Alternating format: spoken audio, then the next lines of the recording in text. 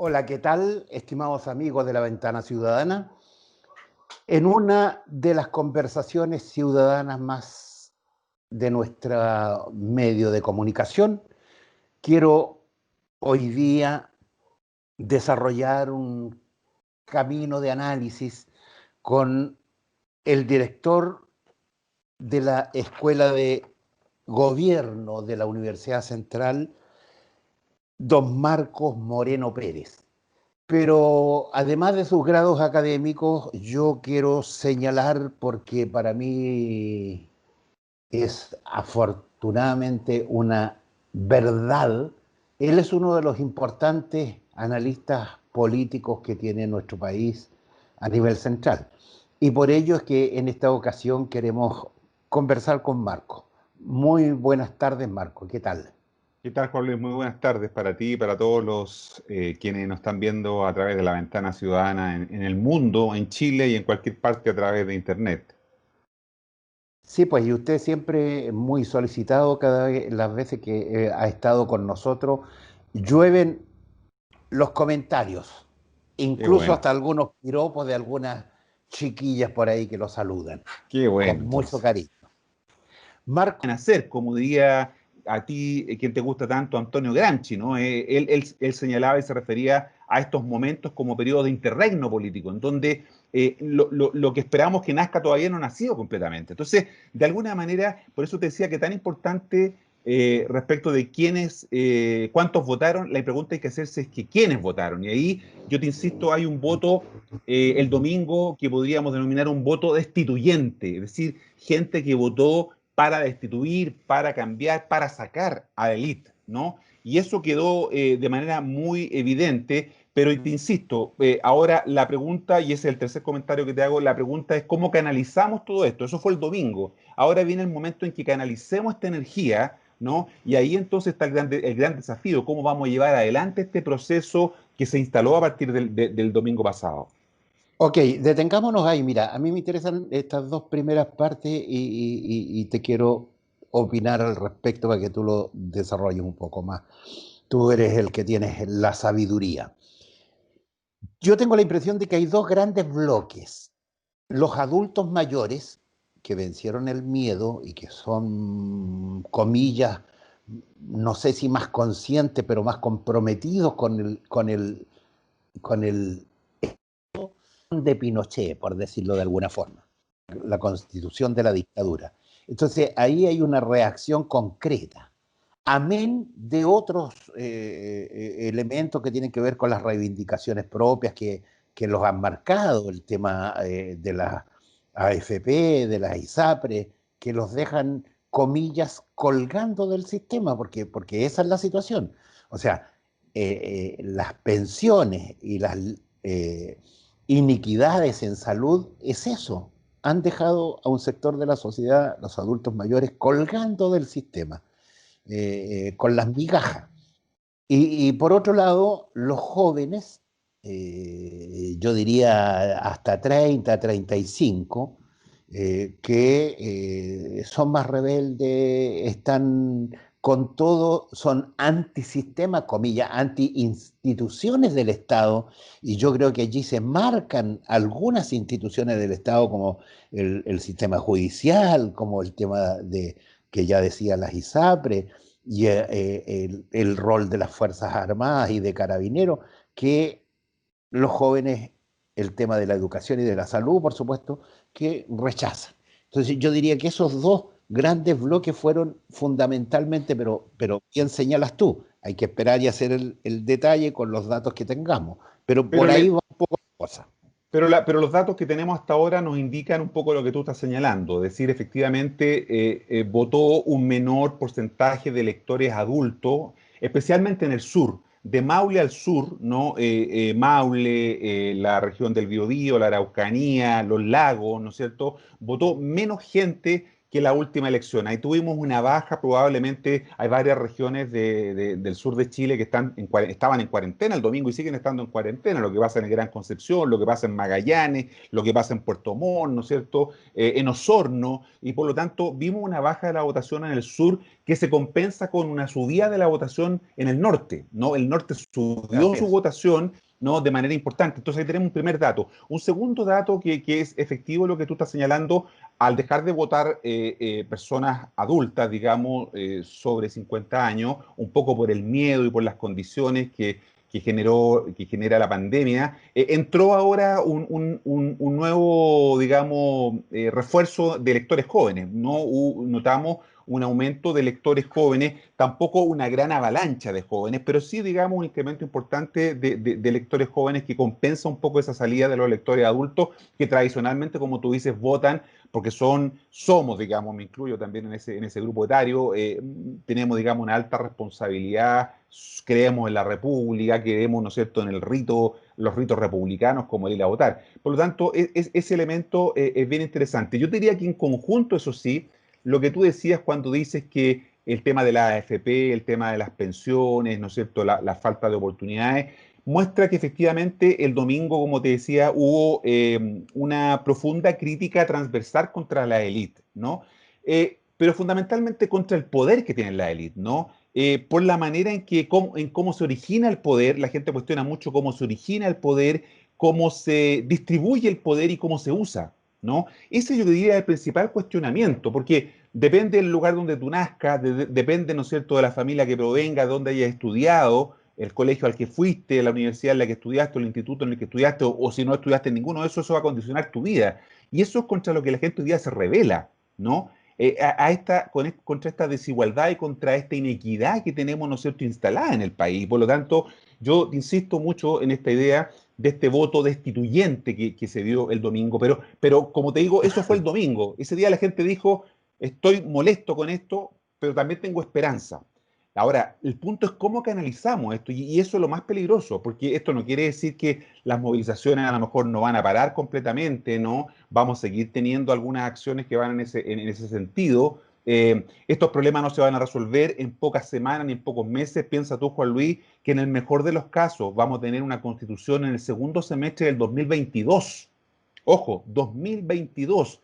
En abril del próximo año tenemos que elegir los asambleístas. Ellos tienen 9 meses, prorrogable a 3 meses, para poder redactar una constitución. Es decir, podríamos tener una constitución en abril del 2022, una vez que elijamos el 2021, y por lo tanto hay que someterla a un plebiscito de salida, y por lo tanto podríamos tener una constitución en el 2022. De aquí al 22 es mucho tiempo y tenemos que hacernos cargo de problemas urgentes. Tú lo decías, por ejemplo, las pensiones. No, el país debiera avanzar, la clase política debiera empujar de verdad una reforma de pensiones, debiéramos bajar algunas trabas, ¿no es cierto?, que hoy día dificultan y generan las brechas de inequidad y las brechas sociales que existen en el país, mejorar el empleo. Todo eso hay que hacerlo ahora, ¿no? El problema es que cómo lo hace un gobierno que está debilitado, ¿no es cierto?, un gobierno con bajos niveles de aprobación, un gobierno que explícitamente, porque no hizo ninguna demostración clara, que estaba en buena parte con el rechazo. Recordemos que el actual gabinete se le dominó el gabinete del rechazo cuando fue regularmente instalado hace algunos meses atrás. La mitad de los ministros estaba por el rechazo y la otra mitad estaba por el apruebo. No sabemos qué votó el presidente, ¿no? Yo creo que fue un error el silencio del presidente. Él debería haber estado matriculado, yo creo, en este camino que significaba un cambio. Él se puede transformar en una figura poco relevante de aquí en adelante, y por lo tanto esa es la complicación, y por eso te decía que tan importante con lo que pasó el domingo es cómo canalizamos esta energía en lo que viene. A ver, pero Marco, es que resulta, no es fácil separar lo que pasó con lo que va a pasar, porque son partes de un todo. Lo que pasó el domingo tiene también una serie de mensajes implícitos que tú algunos señalaste. Por ejemplo, el rechazo a la clase política, o sea, el hecho de que la gente vote asamblea constituyente, decir no queremos que los parlamentarios estén en esto, por ejemplo. Tal cual. Y por tanto, digo yo, no se puede separar. Este es un proceso, la historia es así, este es un proceso histórico. mucho se discutió respecto si en distintos momentos, si la transición había terminado o no había terminado. Yo creo que no ha terminado y yo creo que todavía no termina. Yo creo que esto da un espaldarazo y genera condiciones para cerrar la transición hacia la democracia, pero no la ha cerrado. Porque Porque fíjate tú, porque porque lo viejo no termina de morir, como te exacto, decía, exacto, ¿no? exacto, como tú lo señalabas. Pero además para los efectos del análisis no es fácil separar una cosa de la otra, porque quedan implícitas otras cosas. Eh, ¿Qué pasa después de tener los resultados? Nos volvemos a encontrar con una oposición, con partidos de la oposición que hacen de nuevo la apropiación indebida respecto del resultado. O sea, se atribuyen ellos el gran esfuerzo del resultado. Y resulta que intentaron celebrar con un puñado de sus familiares en un lugar determinado de Santiago, mientras la ciudadanía llenó las calles del país, en las más importantes ciudades, sin dirección, como lo acaba de venir haciendo hace mucho tiempo, con manifestaciones en la Plaza de la Dignidad, y por otro lado, un gobierno que intenta el transformismo político una vez más, subirse al carro de la victoria, encabezado por el presidente de la República. Yo tengo la sensación, Marco, y aquí te dejo la palabra, que hay un gran sector de la sociedad que poco le importa desde el punto de vista así de la sensibilidad, poco le está importando lo que haga el Parlamento y lo que haga el gobierno. Algunos dicen el gobierno tiene que administrar hasta que entregue este. Es más, yo creo que si hubiesen habido partidos democráticos reales ejerciendo un rol de dirección y de conducción de la ciudadanía, ligados a la ciudadanía, y no como los que hay hoy día que incluso abandonaron hasta los intelectuales, hasta los artistas, este gobierno hubiese quedado al filo de la destitución, porque hay mensajes de ese tipo también en esto. O sea, aquí se está rechazando lo establecido. ¿Y quién sujeta lo establecido? El gobierno y el parlamento, y los partidos de toda estirpe. Claro, como tú muy bien dices, de alguna manera el pacto político de la transición o el consenso político de 1988, para decirlo de una manera también Ujú. mucho más clara, que fue lo que, insisto, Clarísimo. le pusimos el acta de defunción, firmamos el acta de defunción, porque, insisto, probablemente esto murió un año antes, ¿no? Cuando el estallido social muestra que de alguna manera los contratantes de ese pacto, para decirlo en términos jurídicos, los contratantes de ese pacto quieren seguir de alguna manera o pretenden seguir, ¿no es cierto?, siendo ahora los voceros del nuevo pacto, ¿no? En el sentido de decir lo que hay que hacer, ¿no? Y los Han tomado administradores del. es, exactamente, por eso te digo, han tomado el resguardo porque se le ha dicho, oye, ustedes no pueden salir ni aparecer, ¿no es cierto?, tratando de adjudicarse este triunfo, porque este es un triunfo de los ciudadanos, no es un triunfo de los partidos políticos, ¿no? Y por lo tanto, ellos han entendido eso, pero lo han entendido en parte, porque ahora pretenden ser, como te digo, los voceros, ¿no? Decir lo que hay que hacer, ¿no? Y de alguna manera eso en no entender la señal del domingo. Yo creo que, como muy bien tú dices, este estilo anestesiado a hacer política, este estilo desconectado, ¿no? Que la gente criticó el domingo de manera muy, muy elocuente, porque estamos hablando del 78, estamos hablando del 80%, ¿no es cierto?, en la práctica de personas que estaban por la prueba, como tú dices, en un porcentaje parecido. Y por eso que el voto de la Convención Constitucional es tan importante, es bueno el dato que tú señalabas, porque quiere decir que incluso gente que votó por el rechazo, votó también por la Convención Constitucional. La Convención Constitucional sacó más votos que la apruebo, ¿no? Y eso es sintomático, como te decía, de una crítica a las élites, ¿no? Insisto, no es solo la élite política, ojo, porque aquí también se cuestiona la élite económica, ¿no? Así es, así es. Es la élite social, digamos, esto de las sillas musicales, de que un día Pero la estoy en lo élite público, me económica paso a lo privado. tan pegada a la política que ha estado este tiempo que se confunde en un mismo todo. Por eso te decía, las sillas musicales, ¿no? Hoy día estoy en el gobierno, salgo del gobierno, me voy al mundo privado, estoy en el mundo privado, me vengo al mundo de lo público. Entonces, eso es lo que la gente cuestiona, por eso te decía, lo que hay aquí de fondo es un profundo rechazo a quienes detentan el poder, ¿no es cierto? A cómo el poder de alguna manera se origina, cómo el poder se distribuye, cómo el poder se usa, ¿no? Eso es lo que se cuestiona, ¿no? No es aquí que, digamos, efectivamente la gente está queriendo transformar todo de la noche a la mañana, pero hay ese elemento central de las cosas que no resolvimos durante 30 años, ¿no?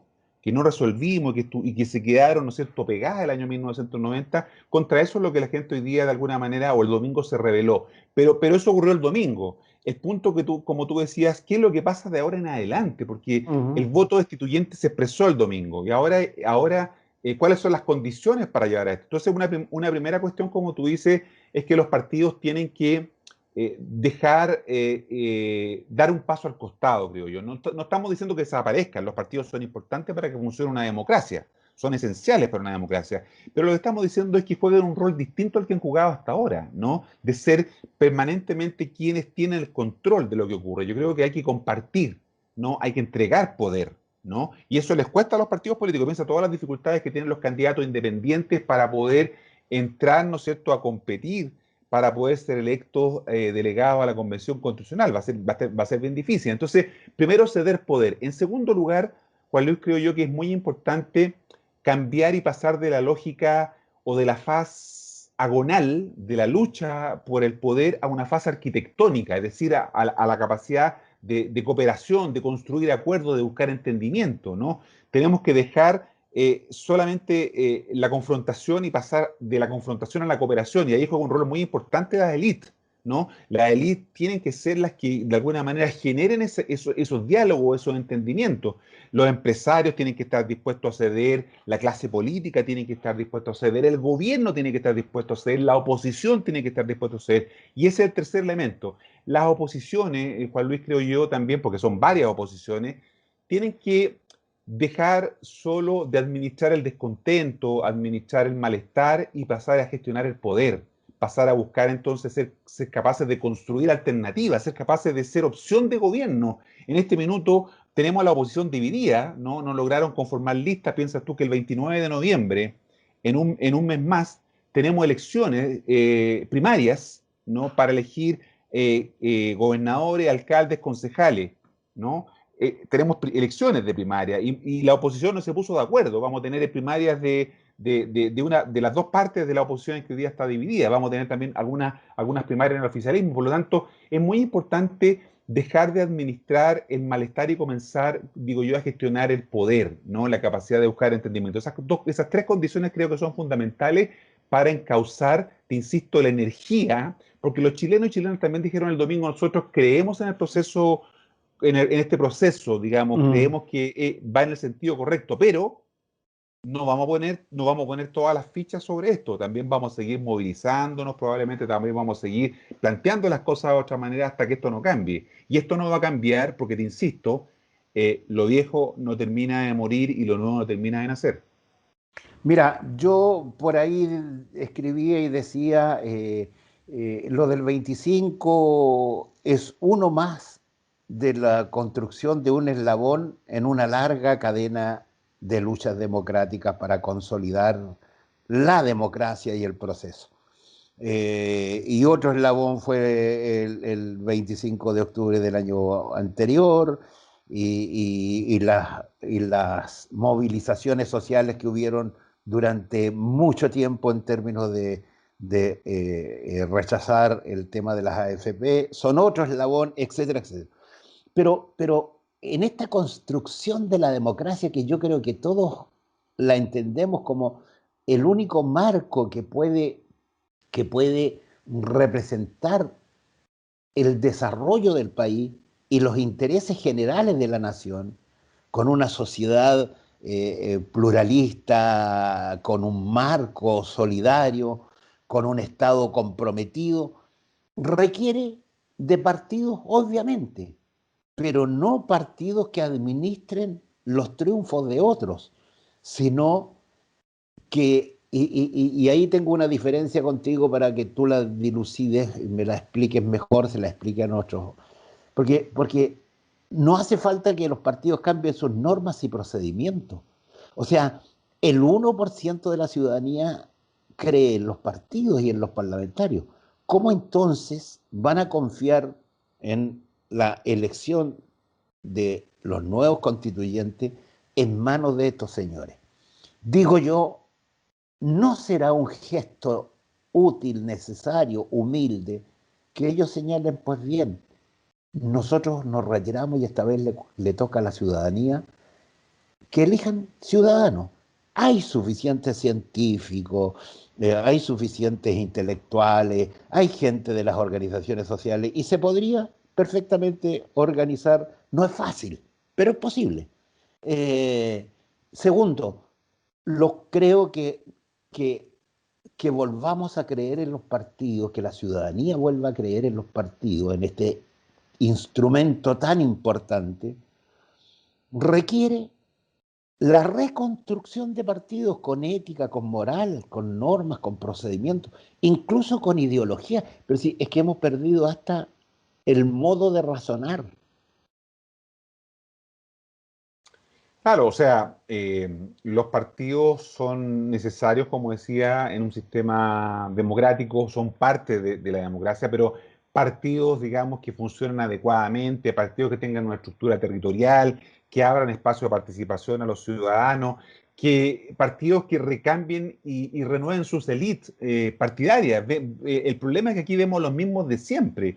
Varios de ellos aparecieron el día lunes también levantando sus candidaturas presidenciales. Ya en una cosa que uno dice, bueno, pero a ver, recién aprobamos un plebiscito muy Sí, importante y ya el lunes aparecieron los candidatos presidenciales, o sea, ¿de qué estamos hablando? ¿No? Entonces, es necesario renovar también que haya una circulación, lo que se llama técnicamente la circulación de las élites, ¿no es cierto? Que haya un recambio, necesitamos eso. Los partidos tal como están hoy día, ¿no? No son efectivamente los que necesitamos para poder consolidar la democracia. En ese punto estoy de acuerdo contigo, ¿no? No son los partidos, hoy día lo que tenemos en realidad es una cáscara que no tiene consistencia. Los partidos no tienen estructura desarrollada en todo el país, tienen lealtades internas, ¿no es cierto? Hay mucho son grupos de amiguismo. poder sin Son, militantes. exactamente, grupos de poder sin militantes. El 95% de la población hoy día es independiente en Chile, como tú dices, ¿no? Un número muy reducido de personas militan en partidos. Yo no estoy contra la militancia. Yo he militado muchos años en política, ¿no? Dejé de hacerlo justamente porque me alejé un poco de esas prácticas que tenía Perdón, Marco, pero la política partidista. cuando se militaba, de militar, de participar, de tener derecho a voz, de organizarse, de trabajar, hoy día no hay militantes. Yo tengo mucha gente amigos que participan de partidos, pero reconocen que no hay militancia, De ser nadie los consultados. escucha. Los militantes no son consultados, los partidos. No, nadie le pregunta a los militantes la opinión respecto de la decisión que va a tomar el partido. Nadie le pregunta si esta persona que vamos a nombrar en tal o cual cargo de autoridad o de candidato es la persona correspondiente. Entonces, hay un problema con la vida y con la orgánica interna de los partidos que hay que mejorar. Y si estoy de acuerdo contigo, quizá no lo expresé tan claramente y tú lo dijiste con mucha claridad, en que los partidos deben dar un paso al costado y dejar entonces hoy día a la ciudadanía que se exprese a través de los independientes, a través de organizaciones sociales, en fin, dejar ese espacio justamente para que lo puedan ocupar hoy día de manera importante los ciudadanos. Y eso requiere un acto de los partidos políticos que no estoy tan seguro que lo vayamos a observar, ¿no? Porque, como tú dices, los partidos siguen siendo máquinas de poder, ¿no?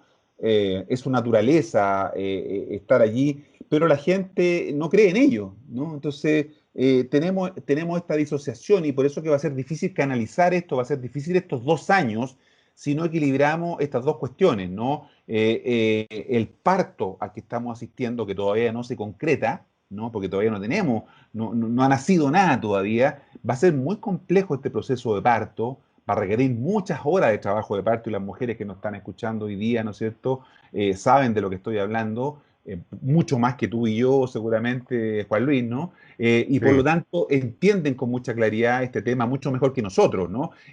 Va a requerir mucho trabajo de parto y aquí es donde los partidos no sé si van a colaborar en ese proceso y lo cual sería muy complicado porque si eso ocurre así, vamos a ver que esta energía va a salir de este cauce y se va a expresar de otras maneras, ¿no? Y ahí hay siempre un riesgo.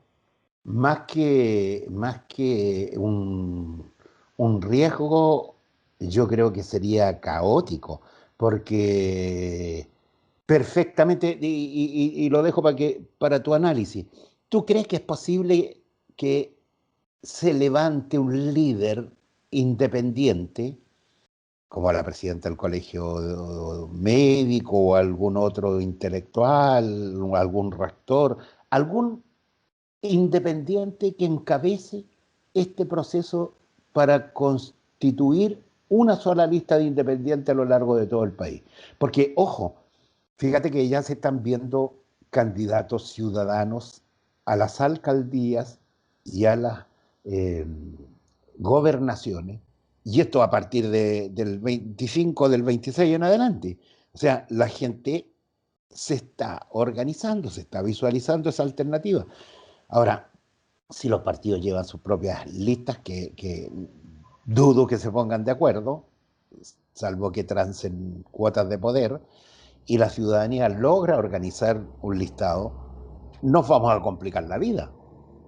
Ahora, si Claro, los independientes no logran esto, existe también la opción, te lo pregunto, de que la gente no vaya a votar cuando se elijan los constituyentes. Por ejemplo, una desobediencia civil organizada. es un camino esto último. La teoría muestra, eso sí, Juan Luis, que se produce un fenómeno inercial de la participación. Cuando hay una importante participación, a la elección siguiente más o menos se mantiene el nivel de participación que se tuvo respecto a la anterior. Así pasó el año 1988, tú lo sabes muy bien, Así ¿no? es. Hubo un plebiscito donde votó el 93% del padrón en esa oportunidad, de los que pudieron inscribirse, ¿no? Y eso generó, ¿no es cierto?, un gran movimiento de participación en las elecciones presidenciales del año 89, ¿no? Donde resultó electo Patricio Elwin, ¿no? Entonces, debiéramos esperar ahora algo también parecido, pero efectivamente hay una incógnita con lo que tú planteas, en el sentido de si esta crítica de la gente podría expresarse en un acto, ¿no es cierto?, de no concurrir a las urnas porque siente que nada va a cambiar finalmente, a pesar del esfuerzo que hicieron el domingo 25 de octubre, de la ilusión, ¿no? Porque en las urnas dejaron sus críticas, dejaron su desesperanza, pero también depositaron ilusiones, ¿no? Y si ven que esas ilusiones nuevamente no se concretan, no hay una crisis con las expectativas, porque aquí también mucha gente tiene la expectativa de que las cosas van a cambiar y probablemente eso no va a ocurrir con la rapidez que muchos quisiéramos, ¿no? No van a cambiar las cosas, menos de aquí a abril del próximo año. Estamos hablando de 6 meses, ¿no? Y por lo Así tanto, es. eso no va a ser tan rápido. Entonces, yo creo que efectivamente es difícil competir para los, y me gusta el concepto que tú usaste, fíjate, no el de independiente, sino que el de candidato ciudadano. Me gusta más porque, claro, independiente es una cosa que uno no logra descifrar con claridad. Es independiente porque no milita en un partido, por eso es independiente. No, yo creo que en realidad es mucho más concreto hablar de candidato ciudadano. Pero es difícil competir porque, como tú dices, los partidos manejan ciertas máquinas electorales, tienen, ¿no es cierto?, estructuras en las regiones del país, tienen, ¿no es cierto?, comandos, tienen recursos. Recordemos que esta es una elección que se va a hacer, Juan Luis, utilizando el mismo sistema con el que se eligen los diputados. Es decir, en cada distrito o en cada Ujú, ujú, territorio, hay 28 ujú. distritos en el país, en Así cada uno es. de esos territorios se va a elegir 3, 4, 6 o 8, dependiendo del tamaño del distrito, ¿no es cierto?, se van a elegir delegados a la convención. Y por supuesto, con el sistema que tenemos, que es un sistema electoral proporcional, mientras más se fragmenta, es decir, mientras más listas compiten, ¿no? Hay menos posibilidades de ser electo, porque tú tienes que concentrar votos. Y los partidos políticos van a jugar seguramente a concentrar votos, ¿no? Hoy día se está hablando de que podrían tener 2 listas en la oposición y una lista en el oficialismo, ¿no? Eso les podría garantizar un número importante porque eso podría digamos, viabilizar el tener un importante número de delegados, ¿no? Y los independientes o candidatos ciudadanos, como tú lo dices, podrían quedar en una posición desmejorada en relación a los partidos políticos, ¿no? Recién ayer se aprobó el tema de los escaños para los pueblos originarios, ¿no es cierto?, para dar una representación. Teníamos el tema de la paridad, y ahora hay que ver también el tema de los independientes para ver si los independientes pueden pactar entre sí. Recordemos que los partidos políticos suponen a eso. Entonces, de aquí al 10 de enero, al 11 de enero, perdón, que es la fecha final para inscribir una candidatura, van a pasar muchas cosas, ¿no? Esto se va a activar. Ya te digo, el 29 de noviembre, en un mes más, tenemos elecciones primarias. Luego el 11 se inscriben los candidatos. Luego el 11 de abril tenemos las elecciones de alcalde, concejales, gobernadores y delegados a la Convención Constitucional. Y de ahí esto no para hasta noviembre, donde vamos a elegir presidente y parlamentario. Entonces va a ser un periodo bien intenso en donde no está muy claro todavía cómo se van a jugar las cartas y cómo los candidatos ciudadanos van a tener espacio en ese proceso.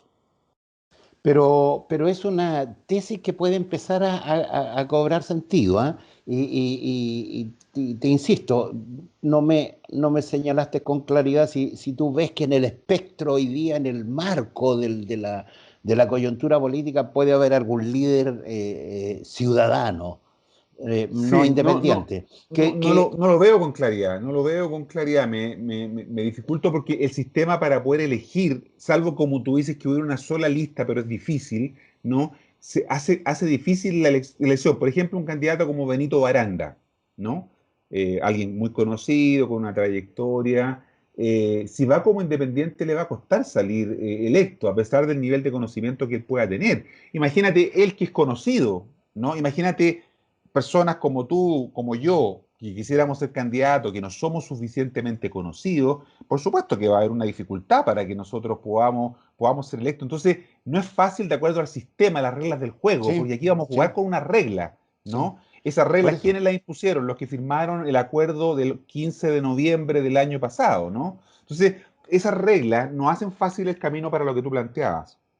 Ok, pero solo para el análisis, no te quiero insistir en esto, solo para no quedarme con la idea. Lo que pasa es que cuando la gente vota, como ya lo hemos dicho miles de veces, más del 78% por el apruebo y a lo menos un punto más por la constituyente, está diciendo, no queremos a la gente en los partidos, si eso está claro, o sea, el resto es no querer oír, no querer entender, o es oír y no escuchar. Fíjate que yo creo que es tan dinámica la política que perfectamente se podrían dar. Mira, le voy a transmitir a ti y a nuestros oyentes una situación que no es un lunar. En la comuna de San Pedro de La Paz hay un joven, un muy joven candidato a alcalde que era candidato independiente y hoy día empieza a decir ya soy candidato ciudadano. Quiero una municipalidad ciudadana ligada a las organizaciones sociales. Te digo, él se llama René Betanzo y ha tenido una cantidad, pero impresionante. Es una cosa de locos cómo logra apoyos. Se pueden empezar a replicar esas experiencias en distintos sectores. Entiendo que hay algunos esfuerzos también por candidatos ciudadanos a gobernadores en algunas regiones. Entonces, no sé, la dinámica puede cambiarnos la situación de la coyuntura. Sí, ¿Qué, qué? yo creo que estos, digamos, esfuerzos que vamos a ver y que vamos a ver de manera muy importante aparecer de candidatos independientes o ciudadanos, más bien, insisto, me gusta el nombre que tú planteaste porque da cuenta de lo que realmente es una candidatura que busca no estar de alguna manera controlada por los partidos, ¿no? Y eso le da cierta independencia. Vamos a comenzar a observar efectivamente un número importante de personas que quieran aventurarse, ¿no? Jugársela por este desafío. Insisto, no es un camino fácil porque Sí. las reglas del juego favorecen a algunos jugadores, no a todos, ¿no? Y por eso que siempre se planteó que había que revisar esas reglas del juego, modificarlas para dar las facilidades. Hemos visto que los partidos y el Congreso no ha dado las facilidades para eso, todavía hay que inscribir un número de firmas. Recuerda tú que son tres los caminos, ¿no? Yo puedo presentarme como candidato independiente, tengo que juntar el 0,4% de las firmas en el distrito por el cual voy a competir, o me puedo unir a una lista, como tú decías, una única lista de independientes de todo el país, y ahí la lista tendría que juntar las firmas en el distrito. O el tercer camino es ir como independiente apoyado por un partido político. Pero tenés Probablemente, ¿no que es cierto? Probablemente ese tercer camino pueda ser más fácil en el sentido de que tienes menos exigencia, ¿no? pero no es más fácil, Marco, porque tienes que sacar más votos que la lista. Empieza a competir con la lista. Bueno, Porque exactamente, pero uno entonces supondría cae en desventaja. que la gente, claro, podría apoyar. Yo creo que toda esa ingeniería electoral va a ser interesante en los próximos meses, cómo se va a ir dando, y va a ser interesante lo que va a pasar porque estamos viendo aquí un cambio, ¿no es cierto?, en la forma en que la gente está concibiendo la política, y yo creo que esa transformación es interesante que no la habíamos visto hace algunos años atrás. Imagínate, le vamos a pedir a nuestro amigo Axel Kaiser Talvis. que haga una encuesta. ¿Qué diría la gente si gente como Benito Baranda, como el líder de Modatina, el que ha dado la lucha por el agua en Chile, Sí. eh, Él va a si, ser es, candidato a gobernador. Él va a ser, si el, ya, sí, va a ser candidato a gobernador en Valparaíso. ya. Esta persona que ha estado detrás justamente de esta lucha por el tema de los derechos del agua, ¿no? Bueno, el señor Esquela, que es un intelectual, un demócrata de la vida, y gente como esa no pudiera acceder a ser constituyente, ¿qué diría la ciudadanía? Mm. Ahí está la gran incógnita, no sabemos efectivamente cómo la gente va a reaccionar a este intento de los partidos por retomar el control, ¿no es cierto? Y por eso te decía el riesgo de que ellos se conviertan en voceros, en el sentido de decir lo que hay que hacer, ¿no? Esa es la dificultad que yo veo con los partidos, ¿no? No estamos planteando ni tú ni yo una situación de que desaparezcan los partidos, sino que los partidos deben jugar su rol, pero la ciudadanía es más que los partidos, te insisto, el 95% de los chilenos y chilenas no militamos hoy día en partidos políticos, por las razones que sean, ¿no es cierto? O muchos militaron, se decepcionaron, ¿no? Pero hoy día, por lo tanto, no participan activamente de esa política convencional, o esa política tradicional, están buscando otro espacio y justamente, por ejemplo, lo que haces tú a través de la ventana ciudadana, de que gente se vincula, que está interesada en los temas, es lo que hoy día nos está mostrando que es el camino correcto para construir y abrir espacios de participación. Eso es la clave y hay que empezar a aprender de estas buenas prácticas. Te quiero invitar a un ejercicio no fácil, a un ejercicio complejo. Eh, Esto se tiene que despejar de aquí a 20, 30 días máximo. ¿Qué le aconsejas a toda aquella gente que fue parte del 78,26%? ¿Qué debemos hacer para no esperar que la historia pase por el lado nuestro, sino que contribuyamos con un granito de arena a la construcción de este nuevo eslabón, como digo yo?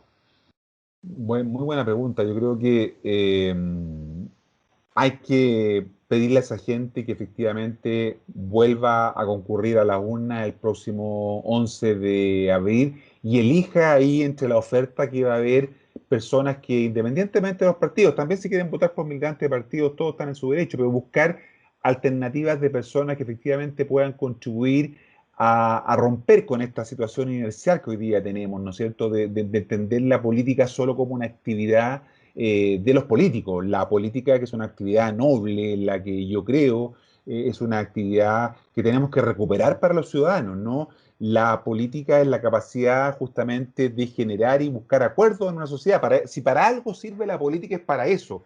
y personas, ¿no es cierto?, como tú y yo y quienes seguramente nos están viendo, tienen que entender que se necesita la política. No podemos sacar la política del medio.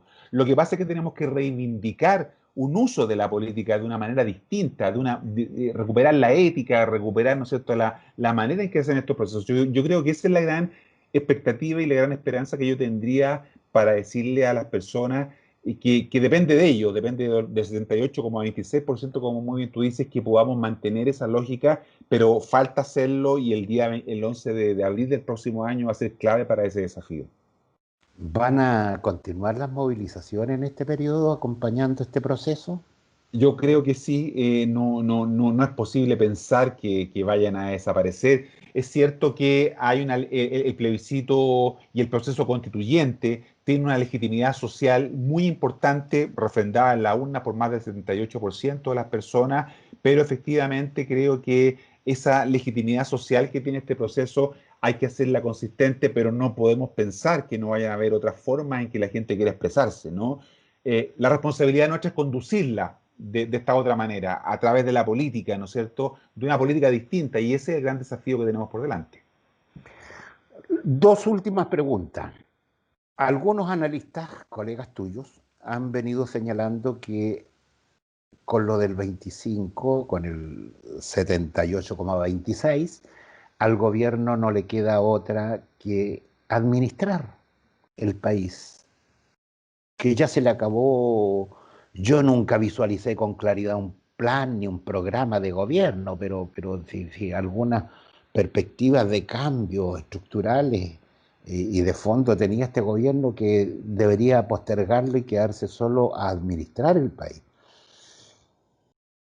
¿Qué rol le cabe al gobierno? Segundo, ¿qué rol le cabe a la academia en este minuto? Yo he visto rectores eh, con una conciencia cívica y con un rol enaltecedor, interesante, al rector de la Universidad de Concepción, al rector de la Universidad de Chile, con temas de fondo, jugando, llamando a la gente, educándola antes del plebiscito. Es decir, jugaron un rol interesante.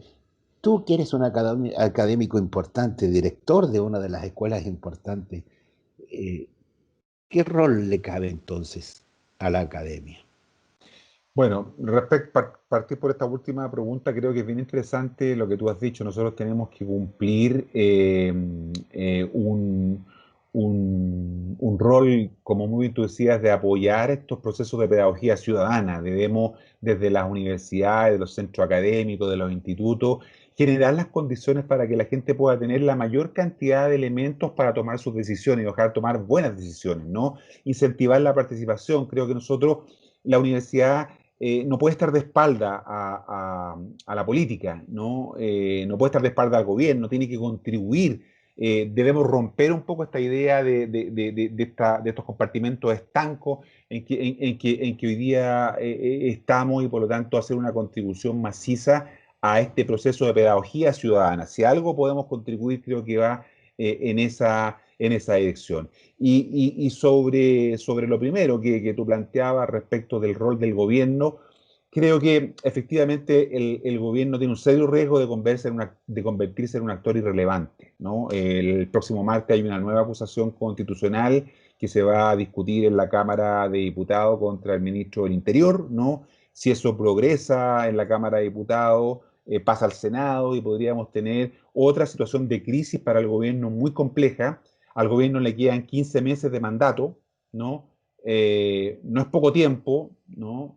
Tampoco es mucho, pero ese es suficiente, creo yo, Juan Luis, también para apoyar este proceso, ¿no? Decididamente, y para hacer un esfuerzo para resolver temas que no pueden esperar hasta que tengamos una nueva constitución. Una reforma de pensiones de verdad, ¿no es cierto? No puede esperar hasta el segundo semestre del 2022. Mucha gente se va a pensionar en las próximas semanas, en los próximos meses, en el próximo año, en el 2022. Entonces, hay que buscar hoy día los mecanismos para corregir eso. Y esa es la labor del gobierno. Las políticas públicas, ¿no?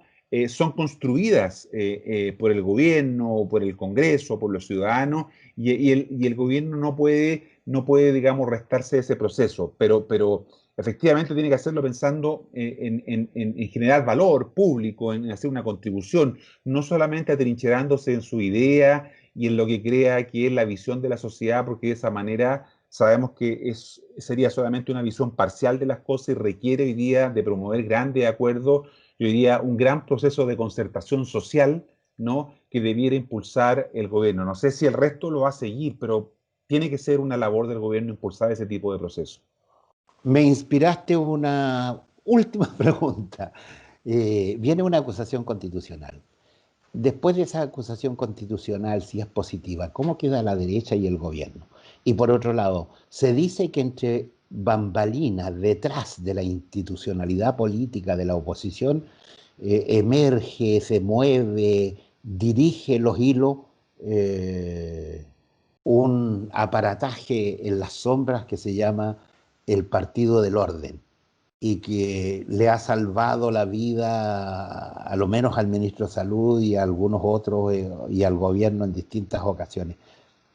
¿Qué pasa con ese?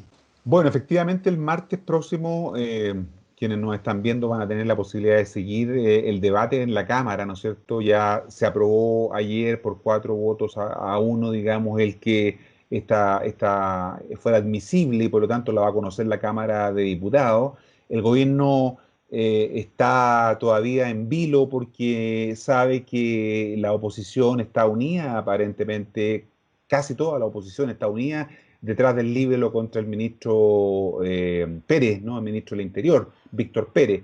Y por lo tanto, si esto avanzara en la Cámara de Diputados y sorteara el desafío del Partido del Orden, como tú dices, que muy bien lo desarrolla nuestro común amigo, el periodista Mirko Macari, que ha sido uno de los que ha usado buenamente ese concepto, de alguna manera, ¿no es cierto?, si el Partido del Orden actuara como lo ha hecho en otras oportunidades, sería bien confirmador de que la gente tenía razón en lo que votó el domingo, es decir, una profunda crítica a la élite del poder podría volver, ¿no es cierto?, a expresarse si vemos que los hilos detrás de bambalinas se mueven, ¿no es cierto?, para conseguir un objetivo distinto del que resuelvan los parlamentarios en la sala y en el hemiciclo del Senado. Creo que la política tutelada, ¿no? Por estos fácticos del poder es lo que nos tiene en una situación tan difícil como la que estamos hoy día en el país. Y por lo tanto ojalá que no se dé esa coyuntura, porque si no la gente se va a volver a decepcionar de cómo siguen las cosas. Marco Moreno Pérez, académico y director de la Escuela de Gobierno de la Universidad Central. Te queremos agradecer en nombre de todo el equipo, de nuestro director René Fuentealba, de Carlos Bonifetti, del equipo de dirección de La Ventana Ciudadana, el que nos haya acompañado. Pero además, te invitamos para la próxima semana a una entrevista como esta, una conversación como esta, con dos afamadas, simpáticas y agradables politólogas, analistas internacionales que vamos a estar analizando ya con las cuentas en las manos de lo que habrá sido la elección en Estados Unidos. Marco, Muy muchas interesante. gracias y te dejo invitado para que te despidas y acompañarnos en la próxima entrevista. Gracias, Juan Luis. Para mí siempre es un agrado poder disfrutar de esta ventana ciudadana que tú nos abres, ¿no es cierto?, para que podamos dar a conocer nuestros puntos de vista, nuestra visión, y creo que esa es una contribución al proceso de ciudadanización que necesita el país, espacios como este que contribuyen de manera muy significativa, ¿no es cierto?, a formar opinión, a que la gente tenga los antecedentes necesarios para tomar sus mejores opciones. Así que junto con felicitarte, te agradezco mucho la posibilidad de haber participado hoy día y con mucho gusto estaré atento a las invitaciones que me quieras seguir extendiendo. Muchas gracias a ti y a todos Sí, quienes nos están viendo a través de las pantallas de la Ventana Ciudadana. sin lugar a duda que seguiremos conversando, Marcos, tu gentileza y tu amabilidad como siempre y la profundidad en el análisis de los temas. Gracias, muchas gracias, estimados amigos de la Ventana Ciudadana.